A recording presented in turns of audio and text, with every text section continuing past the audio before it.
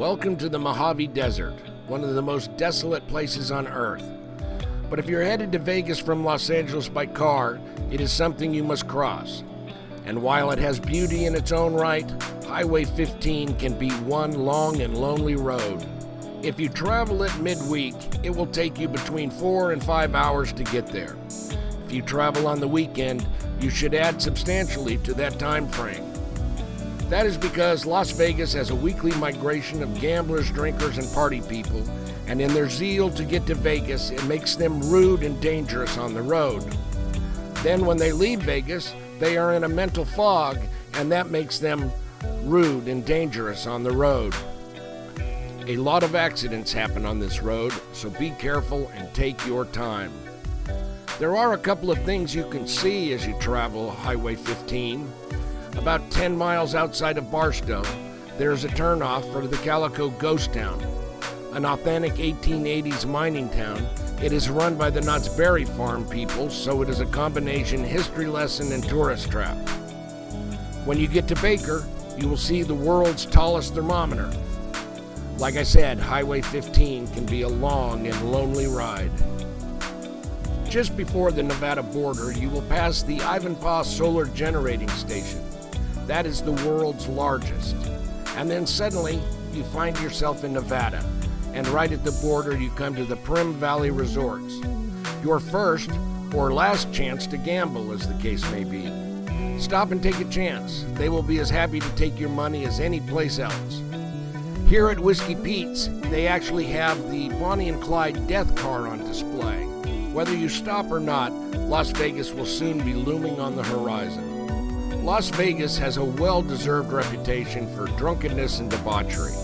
And while we would love to show you that side of Vegas, sorry kids, not on this trip. Maybe next time. This trip, we will highlight the natural beauty this area has to offer just outside of Vegas. Places that are perfect for a day trip and a great break from the hustle and bustle and noise of the city. The first place we're going to explore is Redrock Canyon. Located about 15 miles west of Las Vegas, it is part of the Spring Mountains and features a conservation area that has a 13-mile scenic loop that travels through and around some very impressive sandstone formations. This park also offers some unique opportunities for hiking, photography, and rock climbing. If you hike the trails in this park, keep your eyes open for the many petroglyphs along the trails. If you come across any, remember they are hundreds of years old and part of all of our collective history, so look and do not touch. There is a fee for this scenic loop, so be prepared. After taking the scenic drive and some time to explore this beautiful area, it will be time for lunch, and we recommend the Bonnie Springs Ranch. It is located about 6 miles further west along State Road 159. It is a small but interesting resort that has a restaurant, bar, motel, rodeo arena, and a replica of an 1880s mining town that has reenactments and more. At Halloween time, they turn it into a haunted town. It has a petting zoo and train ride for the kids. It is the perfect place for lunch or just a break from the road. Another good day trip is the Hoover Dam. Built during the Great Depression, it is still an engineering marvel today. Originally constructed to control flooding from the Colorado River and also provide electricity to the exploding population of Southern California. Once upon a time, if you were heading into Arizona along this route, you had to drive over the dam to get there. It got so congested at times, it would take hours to get across. And then after 9/11, they added a checkpoint which clogged traffic even more. Luckily, they built a bypass bridge over the canyon, so now only the tourists go down to the dam. They offer several different tours, and they are all very interesting.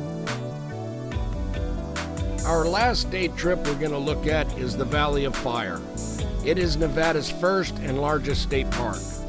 You will find the turnoff about 35 miles northeast of Vegas, and then the park is another 11 miles east from there.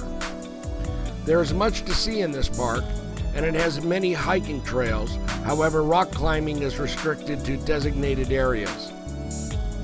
As you enter a park, there's a large sign saying drones are not allowed.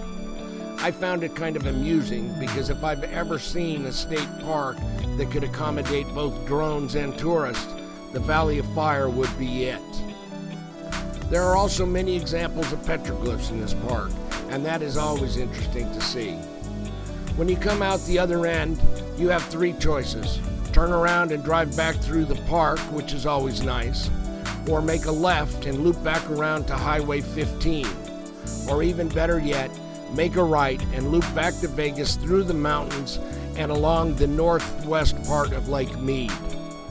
So there you have it, 3 different day trips that will allow you to explore the natural beauty of the desert just outside of Las Vegas, Nevada. All of them interesting, and all of them will give you a break from the normal routine of drinking and gambling that Vegas is famous for. While we didn't show you too much of the city itself, we are saving that for next time, where we will explore the seedy underside of Las Vegas. I hope you enjoyed this edition of Roaddogs Travels. So until next time, this is Hugh saying, so long.